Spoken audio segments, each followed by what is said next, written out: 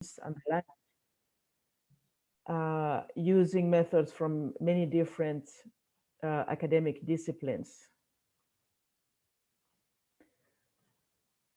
My historical research is cross-disciplinary, and it concerns mainly interaction and contacts, linguistic, cultural, social, economic, political, between Central Asia and the regions bordering to it.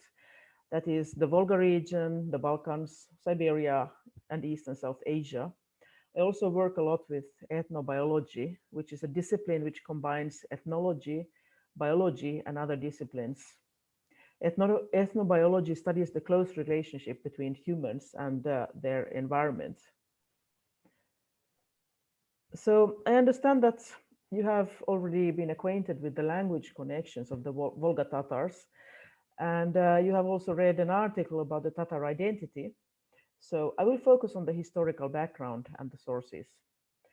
History is today a very complex scientific discipline because it contains not only the traditional political history of wars and states, but it also contains today social, economic, linguistic, and environmental history and modern topics like climate change.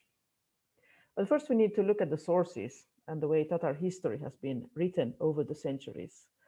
This source criticism is needed to understand why it is difficult to tell one single story or history of the Tatars and to define who the Tatars are. There are many theories about Tatars and their origins, but a serious lack of sources and facts. Many sources mention Tatars only in a few lines, but still, the different approaches I will talk about today should provide you with some information than just keeping a classical historical approach focused on politics.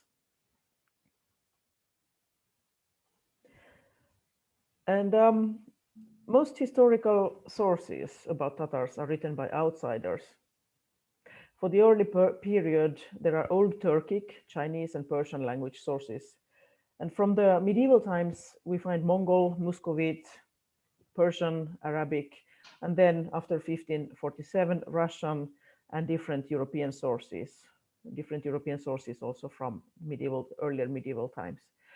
But only since the past 500-600 years, we have sources written by people who could be considered Tatars because of the Turkic language they wrote in, but not necessarily they called themselves Tatars.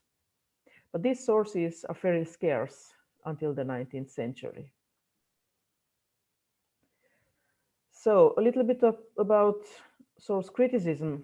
So when somebody writes about other peoples and cultures, there is always the question, what is the relationship between the writers and the person or the people they write about?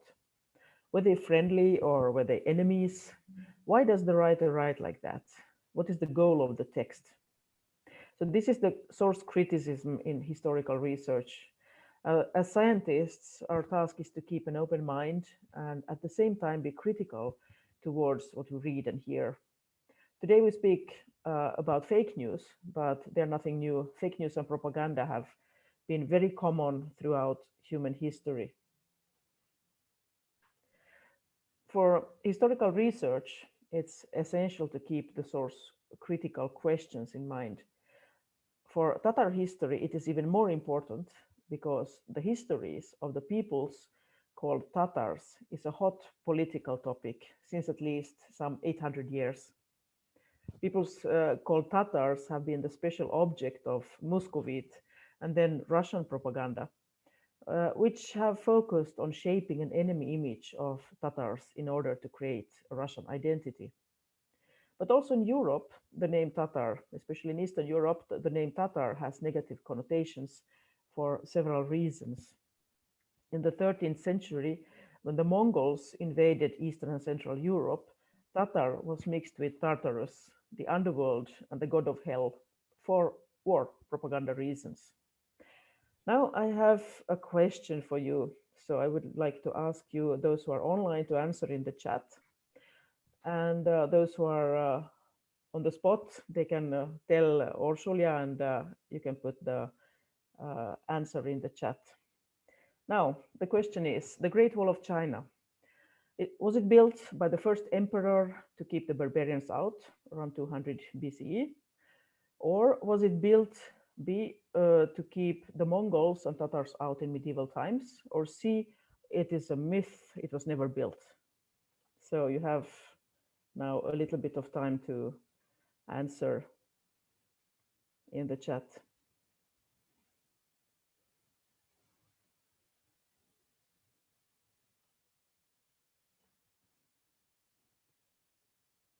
Okay, we have a suggestion for C, then we have suggestion for B, another one for B with a question mark.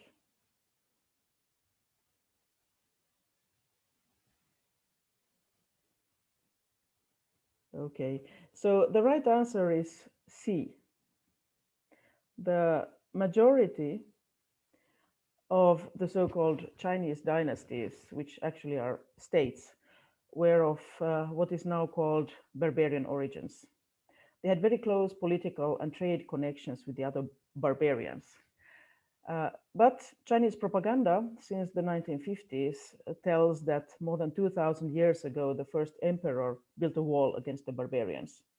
But the fact is, he was a barbarian himself, and any walls he built were only around the little state he ruled. I can also tell you from my own experience that there is no wall, because I have read all the chronicles where the walls are mentioned, and I also have traveled the length of the line where the Great Wall should be. It's a modern myth of the 20th century. What you see today has been built in the past 20, 25 years for the tourists, and the walls that tourists climb today, they extend only for a few kilometers. Okay, so let's go to the early history of Tatars, and let's get back to the Tatars. The early sources for peoples or people called Tatars are partly archaeological and partly written documents and chronicles. A people called Datan are mentioned already in the early Sung Chronicle as another name of the nomadic Roran, and then again in the Tang Empire Chronicles. These Chinese language chronicles have been rewritten several times over the centuries, so there are lots of changes and misunderstandings and so on. They refer to the Datan as related to the Xiongnu, who are supposed to be the Huns who appeared in Europe, but actually lots of peoples are attributed to Xiongnu origins in Chinese chronicles. And in terms of archaeology, there is not much except the so-called Orkhon inscriptions, so-called because they were found by the river Orkhon. And the earliest people or peoples called Tatars are supposed to be nomads, so they're supposed not to have built fixed settlements. According to the Orkhon inscriptions and later Persian and Turkic sources, you see here Hudud al-Alam and Mahmud al-Kashgari's works, they were confederations of Tatars. They're supposed to be tribes, but it's not certain that the divisions were along language lines and not, for instance, political, geographical, or economic. And now we come to the question of tribes or clans. Often you will find words like this in modern sources, but this is not completely correct when we speak of Central Asia in historical times. There were no tribes or clans in Central Asia in the anthropological sense, and also no ethnic groups. Because the concepts of an ethnic group and ethnonym are modern. And to apply anthropological terms which were created for very different societies in other continents limits on our understanding about Eurasian societies. These Central Asian joint ventures would often take a common name like Tatars or Mongols, but in the confederation there would be groups who spoke different languages and had different cultures, lifestyles, and traditions. It is better to speak of groups. Also, fixing on Tatars as an ethnonym in the modern sense and projecting it back in time distorts the history. So, in historical times, the reasons why certain nomadic groups came together and created confederations were many. There are lots of reasons, but two should be mentioned here. Either because they were related, or became related through marriage or some other kind of transfer of kinship, because you could become a brother or somehow in other way a kin, or because they found it useful. By useful, I mean that they joined together because of better protection, more military power, or for safe migrations when looking for new pastures for their animals. So these political, social, economic, and military clusters could be of longer duration or very short, but usually in the historical sources, we find information only about the larger confederations. And now we come to the question of nomadic life. When we are working with history, it always helps to try to understand the lifestyle of the people. They were real and not just figures in the past. So, what did they do? How did they live? In general, nomads saw the world differently than settled people because they lived in a different kind of life and a different kind of environment. And they had other challenges than villagers or town dwellers. Actually, we know very little about nomadic life. And what we know is very late, from the Mongol period and later. And it is often the view of the settled peoples living on the borders of the nomad world. A common idea about nomads is that they move all the time, but in Central Asia, they were specialized herders who lived in a symbiosis with settled peoples. They traded goods with and were in constant contact with towns and villages. And yes, they fought each other and the neighbor states, and also robbed the towns and villages. But if we count the wars and peaceful years, peace wins.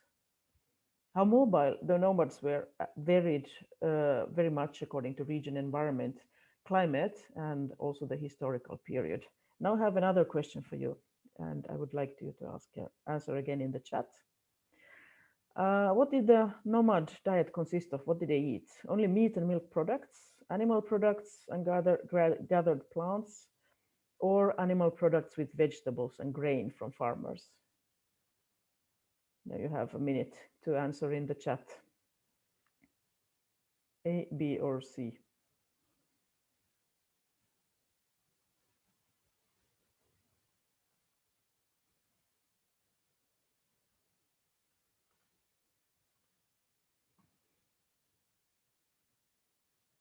And now we have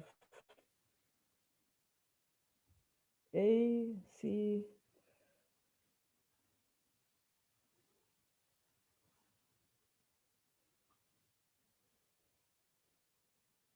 A and C, mostly.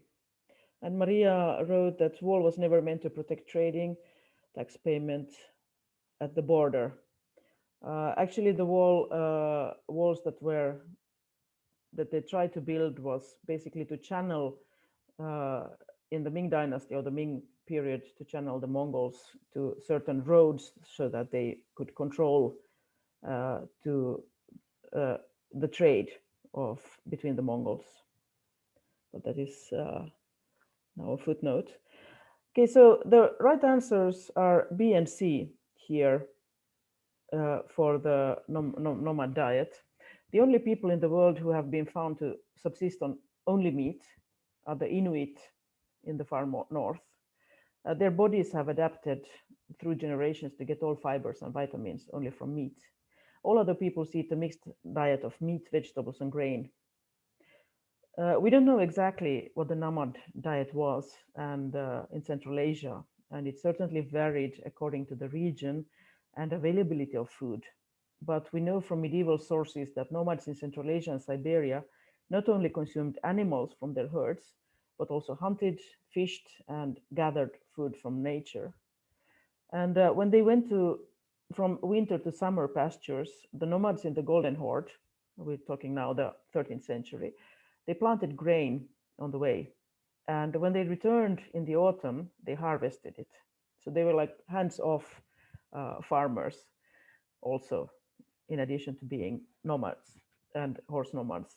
Oh, and the nomads also gathered roots and berries and all kinds of plants and exchanged animals for vegetables and grain with farmers. A specialty which is very widespread among horse nomads and previous nomads is eating horse meat. This, in Europe, in many countries in Europe, this is something horrible. Tatars, for instance, prepare traditionally kaze or horse sausage, and it is considered a delicacy. Also, other horse meat dishes are prepared, such as fried horse meat and horse meat soup. And this is the medieval period now. We're coming to the Mongols. One of the biggest military confederations and the biggest empire ever in human history was built up by several groups who joined together and called themselves Mongol. According to the story, the Mongol rulers created about their forefather, Genghis Khan. uh, he was an enemy of the Tatars because these neighbors had poisoned his father.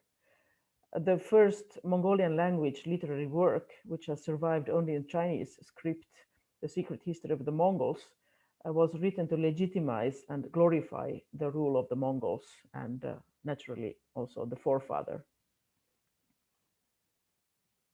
The Mongol Empire, of which the Golden Horde was a part, stretched from the Yellow Sea to Eastern Europe, and it had a huge impact on the life of millions of people in different ways. The map of Eurasia was practically redrawn, and many previous states disappeared. Mongols often call themselves Tatars, and also others call them Tatars. The question if the early Tatars were Mongolian, Turkic, or Tungusic speakers has been one of the main objects for research. The question is based on the idea that there was an original group of Tatars who spoke one language and shared a common culture. Historically, the strict laws which accompanied the so-called Pax Mongolica and the Mongol Empire made it possible to travel from Europe to Hanbalik, today's Beijing, without being killed, kidnapped, or robbed. But this is another story. We are going back to the Khanats, which are come after the Golden Horde. So the Golden Horde was what we would call today a regional superpower. After this state split into several Khanats in the 15th century, the name Tatar continued to be used by some, mainly outsiders. Not necessarily the people within the Khanats themselves called themselves Tatar, but Tataria or Tartaria are the names used by others in maps and in writings. The Great State, the Golden Horde, and later Khanats had a serious impact on the history of Eurasia, on the political structure, societies, laws, trade, and many other aspects. Increasingly, also nomads settled to become farmers or traders, and many moved into towns and cities. Also, an Islamization took place in the 14th century, still during the Great Horde or the Great State. And scholars suppose that the process of Turkicization of the Mongol elite occurred because of the influence of the earlier Turkic inhabitants of these regions, the Bulgars and the Kipchaks or Kumans. Before the Mongol invasion, the region around today's Kazan and the Volga River was part of the Bulgar state. In the steppe north of the Black Sea and far into Central Asia ruled the partly nomadic Kipchak or Kumans. Both were Turkic-speaking peoples, which archaeological finds and literature show. For Kumans, especially Codex Cumanicus is a serious source. The Kumans played an important role in the Balkans, Eastern Europe, Caucasus, and Anatolia, both before and also after the Mongol conquest. The early Bulgar Empire, which was located north of the Black Sea, split in the 7th century, and part of the Bulgars migrated to the Balkans and founded an empire in today's northern Bulgaria. Another part moved to the Volga River and founded what European maps called Greater Bulgaria. Lesser Bulgaria was in the Balkans. And today, many Volga Tatars and Chuvash claim that they are descendants of the Bulgars. Volga Bulgaria was a rich and prosperous state. It had many political and commercial contacts with East, Central, and South Asia, and also with Vikings, Persians, and Arabs. Ibn Fadlan, for instance, wrote about meeting with Vikings in the city of Bulgar. One serious issue is, however, the lack of sources written by people calling themselves Tatars. Only in the past 5 centuries there is more material written by so-called Tatars, but in the relation to this, I have a question for you. I would like you to answer again in the chat. So, settled or nomads? How did the inhabitants in the Golden Horde live? A, did they have a nomadic lifestyle? B, settled lifestyle, towns, villages, farmers? And C, mixed. And you have a minute to answer. Yes, we have here C, C, C, C, C. The right answer is C, mixed. They were both settled and nomadic groups in the Golden Horde. The nomads specialized in herding animals, and through the trade, they could get the produce from the farmers and from the towns. Food is not the only thing the nomads wanted, however. They also needed utensils such as pots and clothes, and they exchanged animals and animal products also for luxury goods. Here I must mention another myth related to trade. There was no Silk Road. The concept Silk Roads in plural was used for the first time in 1877 by the traveler Baron von Richthofen in Germany in a figurative sense to explain the trade routes through Central Asia. But there was never one road, and also very few people traveled the whole way from the east, from Asia to Europe. Most of the goods, like silk or luxury goods, were transmitted through many hands on the way and came to Europe through Persian or Arabic traders. The next step in the history is the Russian conquest or conquests. The Khanates, which appeared after the Golden Horde, existed mostly into the 16th and some into the 17th centuries, but the Crimean Khanate fell to Russia only at the end of the 18th century. The chief heritage of the Khanates visible today is the division of Tatars into different groups. This is because the Russians used the division, which existed roughly at the time the Russian Empire started to expand. And for the Russians, the name Tatar meant Turkic speaker. And they extended the name also to other Turkic speaking groups in the Caucasus when the Russian Empire conquered the region in the 19th century. Among these Turkic speakers in the Caucasus are the Azerbaijani and several other smaller groups. At the end of the 19th century, the Russians defined three groups: Asian, European, and Caucasian Tatars. But there were also the categories of Volga, Crimean, and Siberian Tatars, which were used during the Soviet period from 1917 or 1920s onwards. But the politicization of the Tatar issue became even stronger than during the imperial period, during the Soviet period. The politics of the Soviet period were aimed at dividing the Tatars. So most of us have been brought up in a nation state where there is one official history.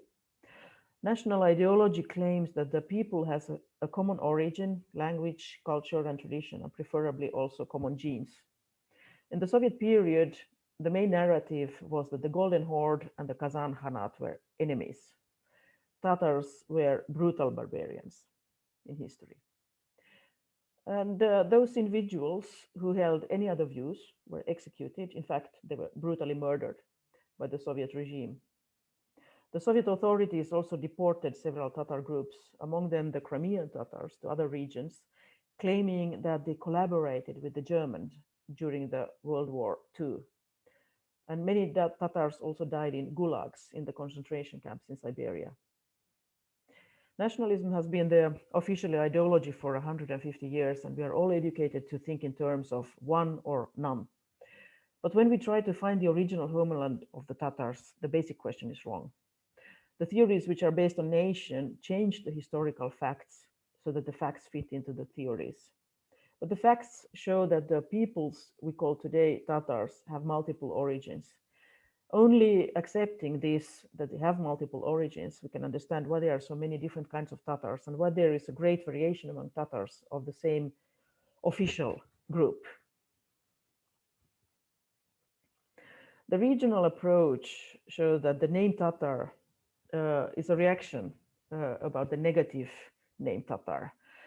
The name Tatar became negative also for many people, both in the Volga region and in the diaspora in the 19th and 20th centuries. For instance, in Finland, the Tatars for many decades called themselves Turks or Northern Turks to distance themselves from this negative image. The regional approach to Tatars was created in the 19th century already. The discourse about Tatars being Bulgars originally and not Mongols was based on Russian and Western European sources and a reaction to a growing nationalism in the Russian Empire. Especially intellectuals in Kazan tried to distance themselves from the negative images of Tatars. They wanted to show that, in fact, Tatars, that is, Bulgars, were present in the Volga region long before the Mongols appeared. Another possibility to look at the question of who are the Tatars is to check the genetics. So if you take a look at genetics, the Volga Tatars share the genetic heritage with the other Turkic and Finno-Ugric peoples in the region. Crimean Tatars are genetically closer to the Balkans, Middle East, and the Eastern Mediterranean region. And Siberian Tatars have a strong connection with other Siberian peoples. This should not be surprising. Genes can change over a few hundred years when there are migrations, interactions such as trade, slavery, intermarriages. The Volga and Siberian Tatars have, for the past 500 years, kept political and economic connections mainly in their own regions and with European Russia and Central Asia, while the Crimean Tatars were closely connected with the Ottoman Empire. And an important factor influencing the genetic pool is migration. Climate anomalies such as droughts could force people to move, and also demographic pressures from both inside and outside the group could push a group to change a location. Epidemics such as the plague killed lots of people and caused migrations in medieval times. The Black Death in the 14th century, which probably originated in Central Asia and also reached Europe, is supposed to have taken the lives of 1/3 of the Europeans. We have no figures for Asia. The slave trade in Central Asia and Russia was hugely profitable, and it continued until some 200 years ago. Also, the Russians sold slaves. For instance, Swedish prisoners of war were sold. The Crimean and Nogai Tatars carried out slave raids into Eastern and Central Europe and sold the slaves to the Ottoman Empire. Slavery was actually abolished only in 1923 in the Ottoman Empire, when it was replaced by the Republic of Turkey. And back a little bit to the Russian situation after the fall of the Soviet Union in 1991. The political situation changed so that Tatars inside and outside Russia could reconnect. And today there is a global diaspora of Tatars. Most of the Tatars live inside of Russia, but bigger and active diaspora groups are, for example, in the Baltic Sea countries, Japan, Australia, the USA, Turkey, Germany, and so on. Some of them were formed more than 100 years ago, some even several hundred years ago. But for instance, in Finland, Estonia, Latvia, they are about 100 years old. In Lithuania, Poland, Turkey, Romania, and Bulgaria, the Tatar groups are several hundred years older. And others are now being formed with new migrants. And then the question, who is a Tatar? Today, the Soviet categories are still much in use in Russia, but in a world of mixed marriages and migrations and so on, it might be difficult to identify what kind of Tatar somebody is. In the diaspora, the knowledge of the Tatar language is considered an identity marker. Another marker is being Muslim, but as recent research shows, it is more a tradition than religiousness. Also, there are many Tatars who don't speak the language. And today, many Tatars have multiple identities. Most Tatars are multilingual and multicultural and live in minority situations. There are many activities going on in the world to keep and continue the Tatar heritage and language, whatever it means for each community and individual. So I would summarize by saying that a Tatar is ultimately a person who self-identifies as a Tatar. Thank you. This is now the time for your questions. You can put your questions uh, into the chat, or you can also ask. Okay, I see here that there's a question from Naoki. Weren't the Xiongnu primarily Yeniseian? Lajos Ligeti stipulates this because the fragments of their language were tonal, like modern Yeniseian languages. And do you speak any Tatar languages? So the question about the Xiongnu, I think Lajos Ligeti is a little bit over the. Uh, I think he uses the materials existing, because basically we have only a few words of Xiongnu language. And mainly what we have from the Xiongnu language is transmitted through Chinese, which means that there might be tones and there might not be tones, because the Chinese have tones. And when it is written in Chinese, the tones might have been added. So I wouldn't say that, I wouldn't go so far to say that they were primarily Yeniseian. I would say we still don't have enough language materials to be sure what exactly the Xiongnu language was. The Xiongnu, just for those who are not so in the Xiongnu issue, the Xiongnu they lived in the modern province of Gansu, which is basically at the border of the Gobi Desert in China today, and they were sent out from this area, or at least they were beaten officially, according to the Chinese sources, in 121 BC or BCE. If they went away from this area at that time, after they were beaten by the Han Empire army, we don't know. The Han Empire or the Han Chronicles say yes, they went away, but we don't know if they did. And then, do I speak Crimean Tatar? You're learning Crimean Tatar, I see now. Okay, no, I don't speak Crimean Tatar. I speak Turkish, which is very close to Crimean Tatar. So I can read and I can and work with Crimean Tatar. Maria asks, is the diaspora term still valid for Tatars in the nowadays global view? This is a very good question. The question is, do we have a diaspora really, or after 100 years, can we still speak about the diaspora?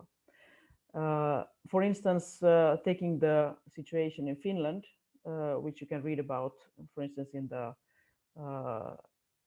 Journal of Endangered Languages. I think you have received the link. It's online. The question is, how do they see themselves? So if we speak about the diaspora, we can say, yes, it's a diaspora if they see themselves as a diaspora.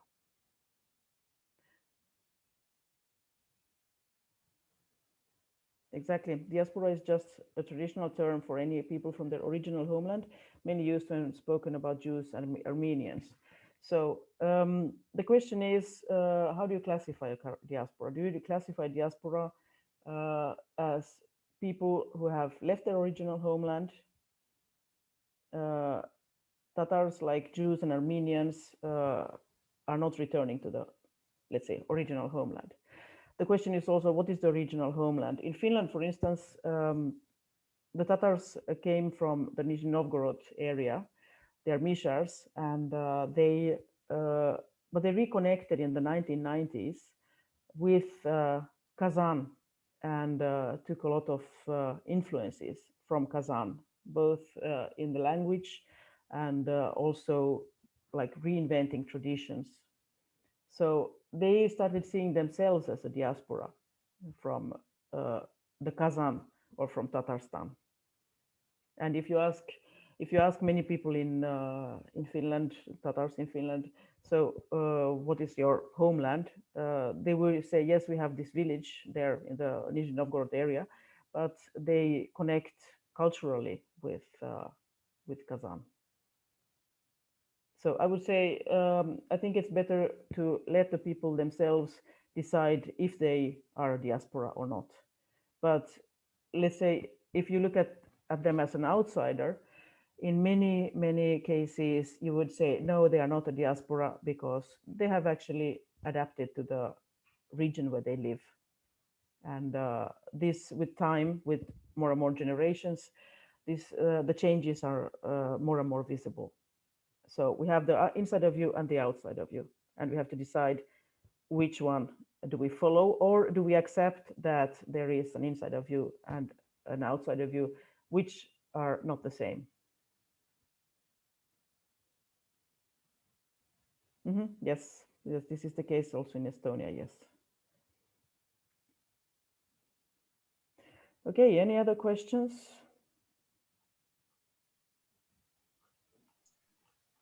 At least not in the classroom, but thank you so much for coming, for joining us today. It was a very fascinating presentation, and Thank you. I'm really happy that you came today. Thank you. Okay, if you have any other questions afterwards, I mean, if you think of something, you can just ask Orsolja, and she can send the questions to me. And also, you find my website. I think I had it here on the first picture, which I can share again. So you can always also find my. You can also write to me directly. So on my website, on sabirian.eu, you will find my address. So you can write directly also to me. So, okay. So if there are no more questions, I will say thank you and wish you. Wait, actually, so sorry, someone wants to say something. Yes. Ja, ursäkta mig. Jag har en liten fråga om det går att fråga på svenska. På den går det din hemsida, det står här, du har ingen social media som du använder. Kan du förklara varför det är så? Varför använder du ingen social media? För att jag just har en annan föreläsning angående den en timme innan, så jag har frågan gående där. And for other people, it's just a question about the social media here. Yes, why don't you use social media? There are two reasons. One main reason is that I don't have the time because I'm a webmaster of lots of websites. I'm working very much with a project for easy to read books. We also have Tatar easy to read books. And I can show you the website. If you're interested, if you want to read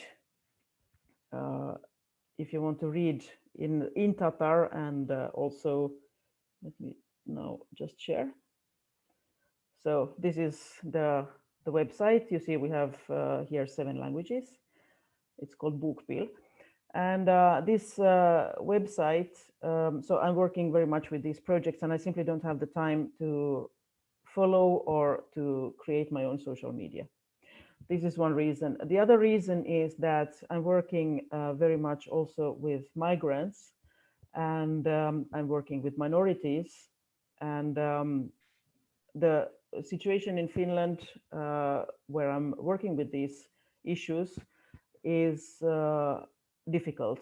And many people who work with minorities and who work with multilingualism, multiculturalism, and with migrants get threats for death threats. And these threats are usually on social media. So I simply have took the decision that I don't want to be on social media because I can live also without them, and I can also live without the threats which appear usually on the social media. This is unfortunately the situation in Finland. The situation in Sweden is a bit different, but in Finland there are a lot of people who don't accept people who work with multicultural issues and with multilingual issues. And this is what I do. I will just show you, if you go to this Villa Bokbil website, can you still see it? We have here free download for Tatar books. So you can read easy to read books, lättläst books in Tatar here.